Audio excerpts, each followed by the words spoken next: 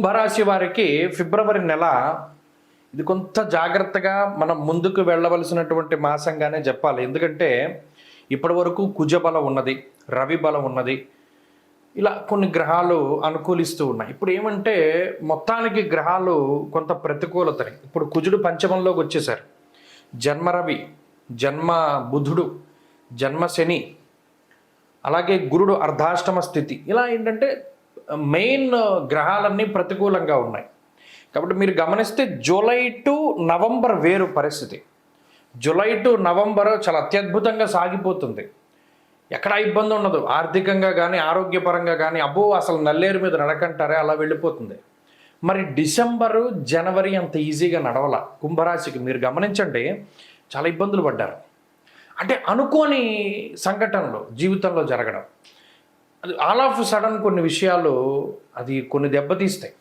మీ ధైర్యాన్నో లేకపోతే మీ స్థైర్యాన్నో ఏదో ఒక మానసిక స్థితినో దెబ్బతీస్తాయి.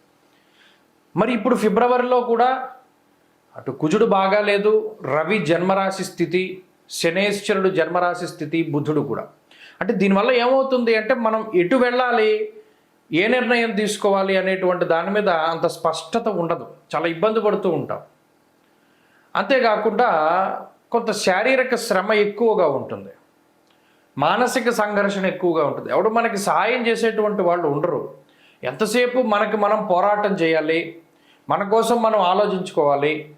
లేదో ఇతరుల మీద పోరాటం చేయవలసి వచ్చినా మీరు ఓన్గానే వెళ్ళాలి, కానీ మీకు సపోర్ట్ ఏం దొరకదు. ఇక్కడ వచ్చిన చిక్కది ఎప్పుడైతే ఒంటరితనం ఉంటుందో అదే బలము, అదే బలహీనతగా ఉంటుంది.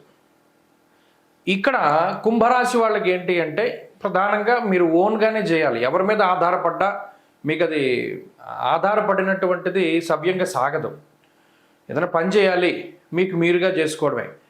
మనకి వాడు వచ్చి సహాయం చేస్తాడు అనుకుంటే వాడు రాడు, చేయడు, ఈ పని అవ్వదు. ఇది ప్రధానంగా గుర్తుపెట్టుకోవాలి. రెండోది ఏంటి అంటే హెల్త్ బాగా ఇబ్బంది పెడుతూ ఉంటుంది. అంటే అది తీవ్రమైన సమస్యలు ఏం కాదు, కాకపోయినప్పటికీ అవి డైలీ రొటీన్స్ని నాశనం చేసేస్తాయి, దినచర్యను సరిగ్గా చేసుకోనివ్వవు. అంటే పలానా హెల్త్ ప్రాబ్లంకి మనం వెయిటేజ్ ఇవ్వవలసి వస్తుంది లైఫ్లో, అది తెచ్చే నీరసానికో బద్ధకానికో లేకపోతే ఇంకోటి దానికో పనులు వాయిదా వేసుకోవాల్సి వస్తుంది. దీనివల్ల స్పీడప్ తగ్గిపోతుంది. అంటే జీవితంలో మనంత స్పీడ్గా ముందుకు వెళ్ళలేకపోతాం. ఒక స్పీడ్ బ్రేకర్ లాంటిది గ్రహస్థితి. మనం ఒరిజినల్గా చెప్పుకోవాలంటే ఒక స్పీడ్ బ్రేకర్ తప్పితే ఫుల్ స్టాప్ కాదు, స్పీడ్ బ్రేకర్. మరి ఈ స్పీడ్ బ్రేకర్ని చాలా నిదానంగానే దాటాలి.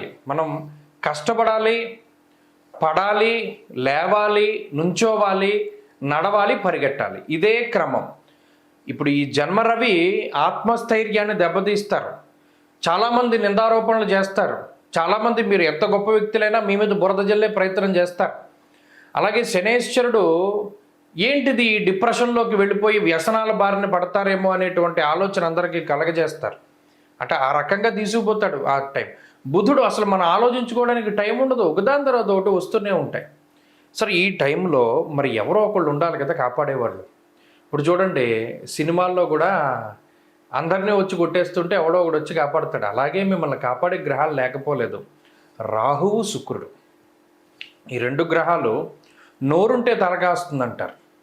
మీకు అది ఈ నెలలో ఖచ్చితంగా తెలుస్తుంది. మీ నోరు వల్ల మీరు కాపాడబడతారు కొన్ని సందర్భాల్లో.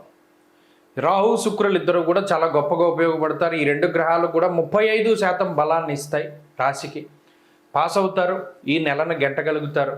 రాహు శుక్రుల వల్లే ఆర్థిక సమస్యలు రావు, అనారోగ్య సమస్యలు రావు. ఏదైనా పీకల మీదకి వస్తే మిమ్మల్ని మీరు కాపాడుకోవడానికి, మిమ్మల్ని మీరు డిఫెండ్ చేసుకోవడానికి ఎన్ని రకాల టెక్నిక్ ఉపయోగించగలో అన్ని రకాల టెక్నిక్స్ ఉపయోగించుకుంటారు. కాబట్టి తెలివితేటల లౌక్యాన్ని ఇస్తాయి, కాబట్టి భయం లేదు. కుంభరాశి వాళ్ళు ఎంతసేపు ఆంజనేయ ఆరాధన చేయండి, ఆంజనేయ స్వామికి సంబంధించినటువంటి స్తోత్రాలని క్రమం తప్పకుండా పారాయణ చేయండి, ఆంజనేయ స్వామి సింధూరాన్ని ధారణ చేయండి, మంచి ఫలితాలు సంప్రాప్తమవుతాయి. స్వస్తి.